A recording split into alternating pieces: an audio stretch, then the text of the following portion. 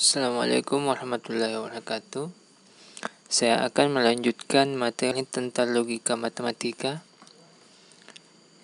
Yang pertama yaitu pernyataan majemuk yang ekuivalen. Di pertemuan sebelumnya saya sudah membahas tentang pernyataan majemuk. Ada 4 yaitu konjunsi, disjunsi, implikasi, dan biimplikasi. Nah, selanjutnya yaitu pernyataan majemuk yang ekuivalen. Nah, pernyataan majemuk yang ekuivalen itu adalah 2 pernyataan majemuk yang semua nilai kebenaran komponen-komponennya itu mempunyai nilai kebenaran yang sama. Artinya 2 pernyataan majemuk ini nilainya sama, apakah sama-sama benar ataukah sama-sama salah. Untuk lebih mudahnya bisa lihat contoh berikut. Buktikan bahwa, ini saya ingatkan ini tanda biimplikasi, jadi dibacanya P jika dan hanya jika Q itu ekuivalen. Jadi ini simbolnya ekuivalen. Jika P maka Q, dan jika Q maka P. Ini konjungsi. Sudah dibahas di pertemuan sebelumnya. Nah, yang pertama tentu tabel yang dibuat, tabel kebenaran itu hanya P dan Q. Ini saja yang dulu awalnya. Benar-benar salah-salah, benar-salah, benar-salah. Nah, biimplikasinya atau nilai kebenaran biimplikasi ini, jika P-nya benar, Q-nya benar, maka biimplikasinya itu benar. Jika benar salah, hasilnya salah. Jika salah benar, hasilnya salah, dan jika salah dan salah, hasilnya benar. Nah, nilai ini yang akan dibandingkan dengan hasil dari implikasi jika P maka Q dan implikasi jika Q maka P. Nah, yang pertama jika P maka Q. Jika P maka Q, jika benar-benar hasilnya benar, benar salah hasilnya salah, salah benar hasilnya benar, dan salah hasilnya salah. Nah, nilai ini sudah didapatkan. Selanjutnya, yang kedua, jika Q maka P, benar-benar hasilnya benar, benar salah hasilnya benar, salah benar hasilnya salah, dan salah hasilnya benar. Nah, ini yang 3 ini sudah dibahas di pertemuan sebelumnya. Kalian bisa cek ulang materinya. Nah, hasilnya ini digabungkan lagi dengan tanda dan. Benar dan benar hasilnya benar, salah dan benar hasilnya salah, benar dan salah hasilnya salah, benar dan benar hasilnya benar. Nah, soal ini adalah membandingkan hasil dari biimplikasi P jika dan hanya jika Q dengan yang ini. Nah, bisa kita lihat di sini dikatakan ekuivalen karena nilainya sama. Benar. Sini salah, sini juga salah. Sini salah, benar dan benar. Nah, di sini kan ditanyakan dibuktikan bahwa ini ekuivalen. Hasil dari tabel kebenaran ini apakah ekuivalen atau tidak. Ya, jadi ini bukti bahwa dia ekuivalen karena jawabannya sama. Apakah dia sama-sama benar ataukah sama-sama salah. Nah, seperti itu tentang pernyataan majemuk yang ekuivalen. Jadi simbolnya ini.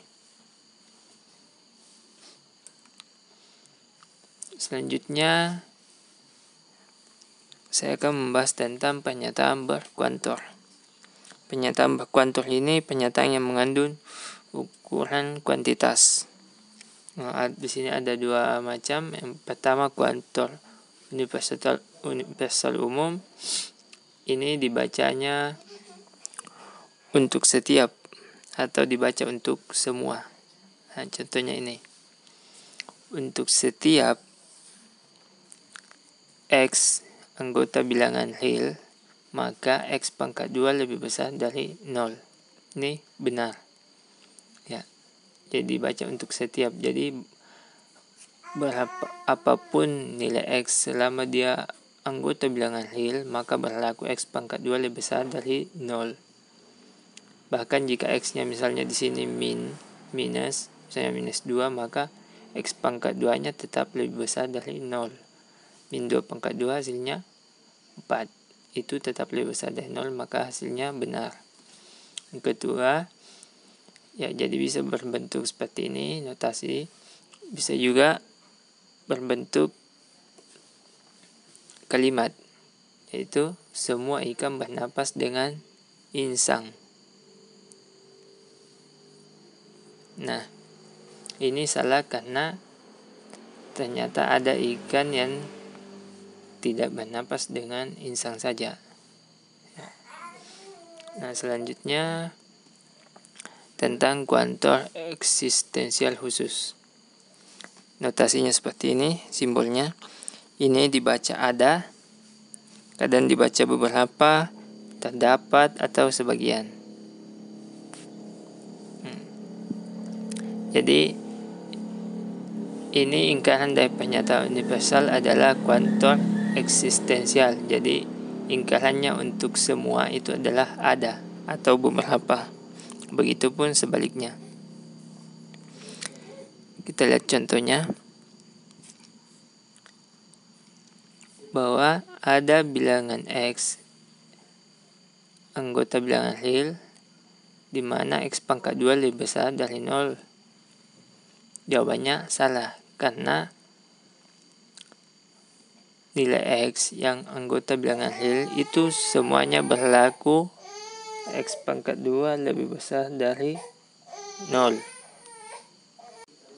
Nah, selanjutnya contoh yang kedua, beberapa presiden adalah seorang perempuan. Ini benar karena jika ingkarannya berarti semua presiden adalah perempuan, maka itu salah. Jadi beberapa ini berarti ada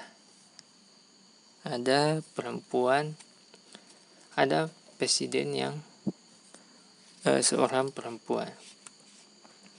Nah, materi terakhir yaitu tentang negasi atau ingkaran dari pernyataan majemuk. Nah, ingkaran majemuk yang saya jelaskan pertemuan sebelumnya ada konjunsi, disjunsi, implikasi, dan biimplikasi. Nah, di sini kita akan membahas ingkarannya. Ingkaran dari P dan Q, ingkaran dari P atau Q, ingkaran dari jika P maka Q, ingkaran dari P jika dan hanya jika Q. Nah, di sini untuk konjunsi ingkarannya tidak P atau tidak Q. Untuk disjunksi ingkarannya tidak P dan tidak Q. Untuk implikasi ingkarannya yaitu P dan tidak Q. Dan biimplikasi ingkarannya P dan Q atau Q dan tidak P. Nah, misalnya kita lihat contoh. Diketahui pernyataannya P, Budi membaca buku, dan Q, Budi bermain gitar. Jadi dua pernyataan di sini. Nah, yang ditanyakan ingkarannya, ingkaran dari disjunsi, konjunsi, disjunsi, implikasi, dan biimplikasi. Nah, yang pertama, yang bagian A kita gunakan yang pertama, rumus yang pertama, yaitu tidak P dan tidak Q. P-nya di sini Budi membaca buku, jadi Budi tidak membaca buku, ya, tidak P, atau. Jadi ini atau Budi tidak bermain gitar. Ini ya. Jadi ikuti saja pola yang di sini. Kemudian yang kedua, ini soal kedua, jawabannya adalah tidak P dan tidak Q. Tidak dan tidak, ya. tidak P, Budi tidak membaca buku. Dan tidak Ki, tidak bermain gitar. Atau dan Budi tidak bermain gitar. Yang ketiga P dan tidak Ki, Budi membaca buku, P-nya Budi membaca buku dan tidak. Ya, dan tidak bermain gitar. Dan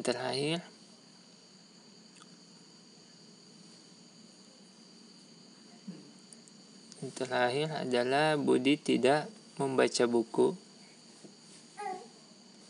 jika dan hanya jika ia bermain gitar. Nah, di sini ada tidak.